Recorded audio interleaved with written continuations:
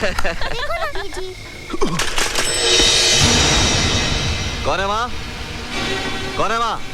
जवाब क्यों नहीं देता? शोर ना मचाई, मैं गोली मार दूंगा, मैं गोली मार दूंगा। मार दे भाई। अगर मुझे गोली मारने से तेरा दर्द कम होता है तो भले ही मार दे। मैं क्या, कौन है जी? कोई नहीं भलिए लोग, अपना ही बिछड़ा हुआ भाई है। जी पूछिए, भूखे हैं तो रोटी ला दूं? इसमें पूछना क्या है? रोटी खिलाए बगैर थोड़ी जाने देंगे। मैं अभी लाई।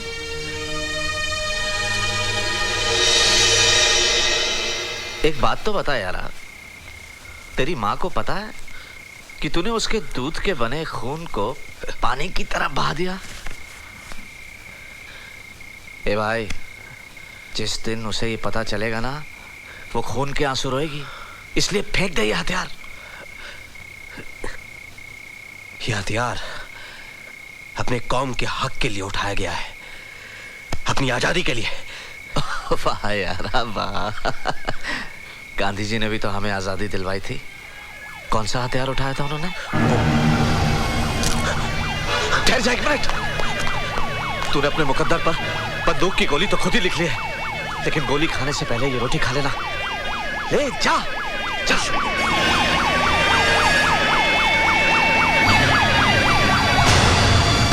गाँव वालों, एक आतंकवादी जो जख्मी है उसे किसी ने अपने घर में छिपा लिया है, उसे हमारे हवाले कर दो। मैं तुम्हें 10 मिनट का वक्त देता हूं। अगर हमने उसे ढूंढ लिया तो उस आतंकवादी के साथ साथ पूरे गांव को इसकी सजा मिलेगी। जनाब, जनाब, मैं इस गांव का सरपंच हूं। इस गांव में कोई भी गैर कानूनी काम नहीं करता है। अगर आप चाहें तो आप खुद एक एक घर की तलाशी ले सकते हैं। हट! साले, मैं तेरे बाप का नौकर हूं जो जाकर खुद ढूंढूं? जाकर ढूंढ, वरना तुम सब मारे जाओगे। कैसे मारे जाएंगे? जंगल राज है क्या जो मारे जाएंगे? पब्लिक सर्वेंट हो, सर्वेंट बन के रहो, मालिक ना बनो। कानून हम भी जानते हैं। साले, मुझे कानून सिखा रहा है?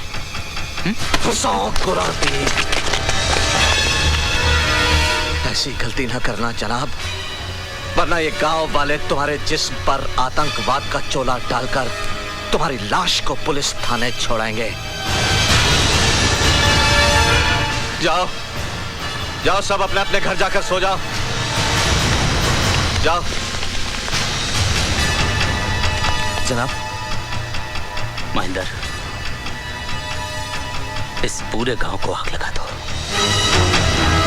चूहा अगर कहीं छिपा होगा तो बाहर निकल आएगा, वरना वहीं जल के राख हो जाएगा। पर जनाब, इसमें तो बेगुनाह गांव वाले भी मारे जाएंगे। मर जाने दो सालों को। मेरी जिंदगी का मकसद ये 2 सितारे लगाकर घूमना नहीं है।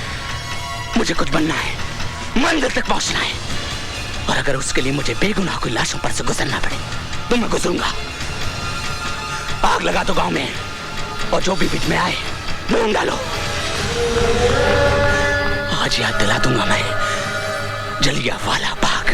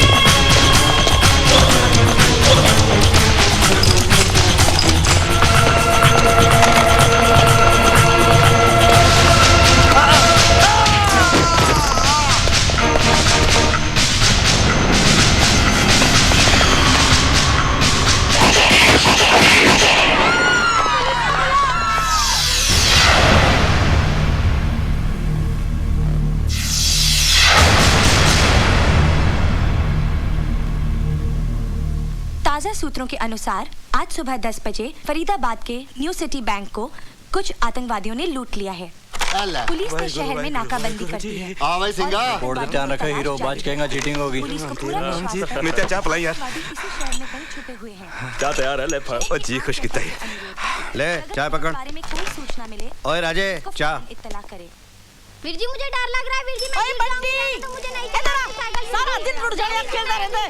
अक्ल नहीं आती क्या तू? कितनी बार अक्ल बड़ा कर। वीर जी मैं गिर जाऊंगी। नहीं होगा गुड़िया, मैं हूं ना।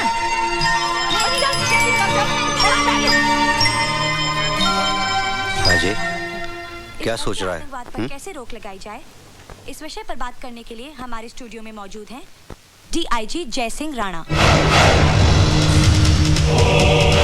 डीआईजी साहब, जनता की शिकायत है कि कुछ मासूम लोगों ने पुलिस के जुल्म से घबराकर हथियार उठा लिए और आतंकवादी बन गए। आपकी क्या राय है? ये सरासर झूठ है, बकवास है। हाँ, मैं पूरे पुलिस फोर्स की जिम्मेदारी नहीं लेता, लेकिन जहां तक मेरा सवाल है, मैंने अपने 23 साल के करियर में आज तक कभी किसी निहत्थे के ऊपर हाथ नहीं उठाया। झूठ बोलता है, झूठ बोलता है, हत्यारा झूठ बोलता है, झूठ बोलता है।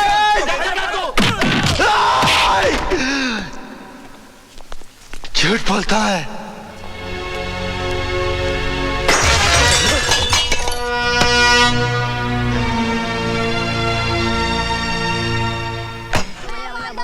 भैया बॉल दो, भैया हमारी बॉल दो। भैया बॉल दो ना, भैया बॉल, हमारी बॉल दो।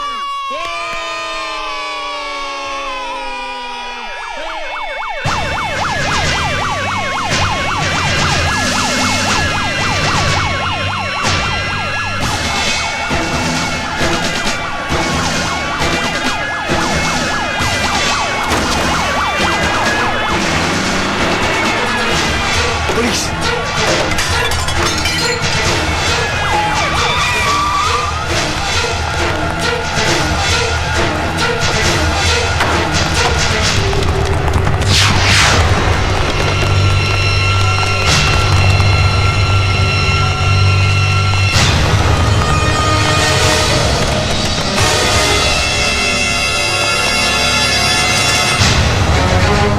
मुझे पता है जिन आतंकवादियों ने कल बैंक लूटा है वो यहीं छुपे हैं। मैं 2 मिनट की मोहलत देता हूँ। अपने हथियार डाल दो वरना बेमौत मारे जाओगे। तुम लोग बच रहे। पुलिस फोर्स बहुत ज्यादा है, हमारे पास गोलियां बहुत कम है, हमें ज्यादा देर तक रोक नहीं पाएंगे। मैं इन्हें आगे से कवर करता हूँ, तुम लोग पीछे से भागो। और तू मेरी फिक्र मत कर। मैं आखिरी वार्निंग दे रहा हूँ, अपने हथियार फेंक दो।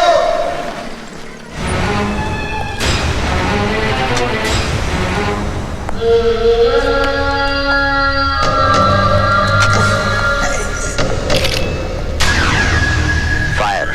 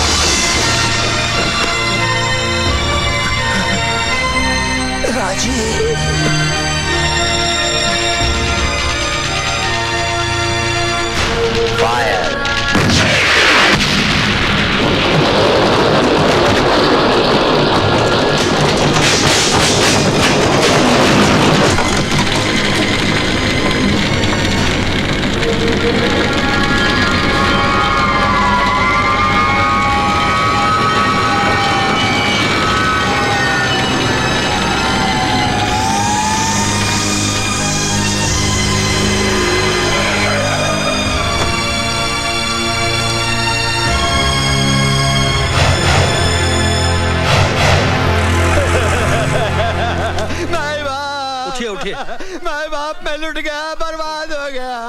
मेरी 4 साल की लड़की इस आग में जलकर राख हो गई। मैं क्या करूं? कैसे लगी ये आग? ये आग कैसे लगी? अब क्या बताएं हुजूर, 6-7 आतंकवादी इस घर में छुपे थे। पुलिस ने उन्हें पकड़ने के लिए पूरी बस्ती में आग लगा दी। आतंकवादी तो मारे गए, लेकिन साथ में बस्ती के 4 लोग भी मारे गए। ये कैसा इंसाफ है सरकार? हमने तो कोई गुनाह नहीं किया। अब तो एक ही रास्ता बचा है, हम अपना कारोबार छोड़ के कहीं और चले जाएं। कहीं नहीं जाएंगे आप। ये घर आपका है, ये जमीन आपकी है, ये मिट्टी आपकी है। अपनी माँ को छोड़कर जाएंगे आप? बंद कर अपना भाषण। ये जमीन हमारी है, ये मिट्टी हमारी है। अगर ये मिट्टी हमारी है तो हमें यहाँ जीने क्यों नहीं देते चैन से? तू उस वक्त कहाँ था जब इसी मिट्टी से बने इंसानों को मिट्टी में दफन किया जा रहा था? हमारी आंखों के सामने हमारे अपने जलकर राख हो गए। तूने कभी अपनी औलाद को जिंदा जलते हुए देखा है? मैंने देखा है, मैंने देखा है। अरे एक माँ अपने बच्चे को मरने के बाद भी जलते नहीं देख सकती, और मैंने उसे उसके बदले मैं क्यों नहीं मर गई? मैं क्यों नहीं मर गई? माँ जी मुझे मारिए, मुझे और मारिए माँ जी। अगर मुझे मारने से आपका थोड़ा भी गम दूर होता है तो मैं अपने आप को भाग्यशाली समझूंगा। तू मेरा दर्द कम करना चाहता है ना, तो उन्हें क्यों नहीं समझाता? छोटे छोटे बच्चे हैं, हथियार उठाए घूमते हैं।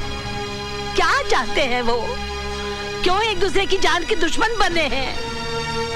तू उन्हें समझाएगा ना? मैं वादा करता हूँ माँ जी, मैं उनके पास जाऊंगा।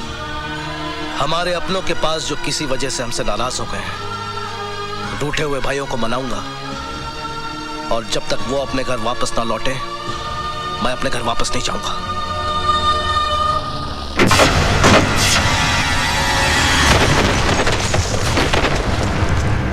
सत्य प्रकाश जी, मेरी राय में इन आतंकवादियों से बात करने या उन्हें हिंसा का रास्ता छोड़ने की सलाह देने से कोई फायदा नहीं होगा।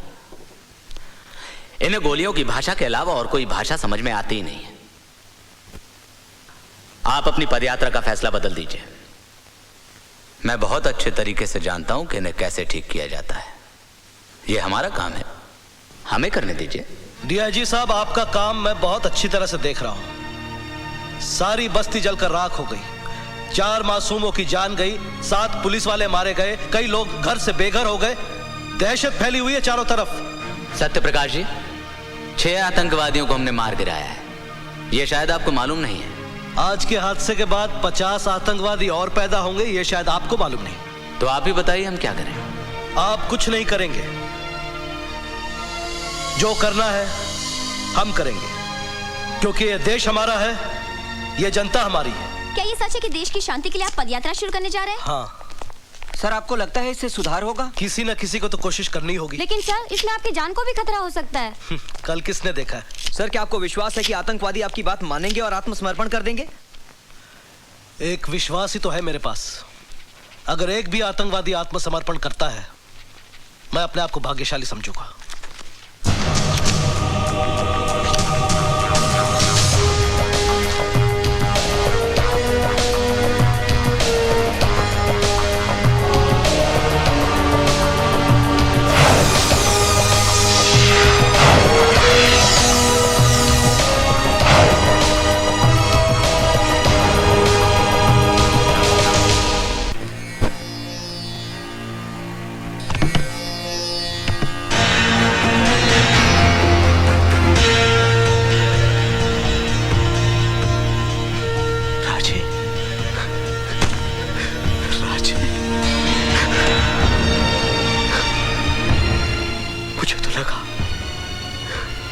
तू भी अपने साथियों के साथ मर कब गया? राणा की मौत से पहले मुझे मौत नहीं आ सकती। तू जानता है मंथा, मेरे साथियों को मारने वाला कौन था? वही हत्यारा जय सिंह राणा। अगर मुझे पता होता उस पुलिस पार्टी का लीडर राणा है, तो साले को मैं वही दफन कर देता। वही। सब कुछ खत्म हो गया है राजे। तू राणा के बारे में भूल ही जाए तो अच्छा है। क्या भूल जाऊं? ये भूल जाऊं कि मेरा एक बाप था जिसे भगवान ने राणा ने मौत का कफन पहनाया। ये भूल जाऊं कि मेरी एक मां थी जिसका दूध आज भी मेरे रगों में खून बनकर दौड़ रहा है। ये भूल जाऊं कि मेरी बहन ने मेरी कलाई पर राखी बांधते वक्त मुझसे कसम ली थी कि मैं उसकी हिफाजत करूंगा। ये भूल जाऊं कि जिस उम्र में इन हाथों में खिलौने होने चाहिए थे उस कमीने ने ये बंदूक थमा दी। नहीं भूल सकता, कुछ नहीं भूल सकता। तू चाहता कि मैं भूल जाऊं तो थाम ये बंदूक और उतार दे इसका सारा जहर मेरे सीने में, वरना जब तक मेरी सांसें चलेंगी मेरा इंतकाम जिंदा रहेगा। चला गोली, चला गोली। राजे, तू तो राणा की मौत का दीवाना हो गया है।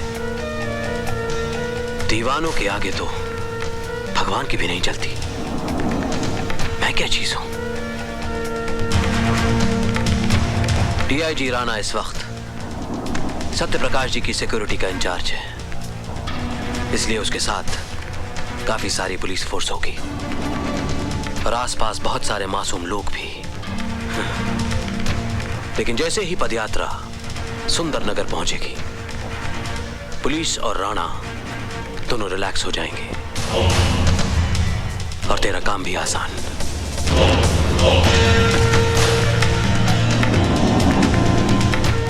ये बैंक के लूट के पैसे, मैं असले की डिलीवरी का बंदोबस्त सुंदरनगर में ही करता हूं। और हाँ, मैं तुझे एक चिट्ठी भी दूंगा दयाशंकर के नाम पे, वो तेरे रहने का बंदोबस्त कर देगा।